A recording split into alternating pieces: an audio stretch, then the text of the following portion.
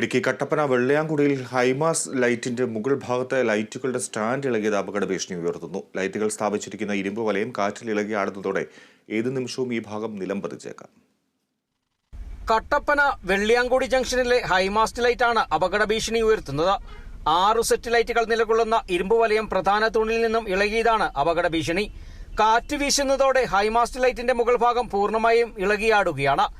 ഏതു നിമിഷവും ഈ ഭാഗം നിലംപതിക്കാവുന്ന സ്ഥിതിയാണുള്ളത്. ഈ ഹൈമാസ്റ്റ് ലൈറ്റ് ഇവിടെ ഇളകി കിടക്കാൻ തുടങ്ങിയിട്ട് 2-3 ദിവസമായി. ഈ കാറ്റത്ത് സ്കൂളുണ്ട്, വിദ്യാർത്ഥികൾ പോകുന്നതാണ്, കടകളുണ്ട്, പിന്നെ ഓട്ടോറിക്ഷകൾ പാർക്ക് ചെയ്യുന്ന സ്ഥലമാണ്.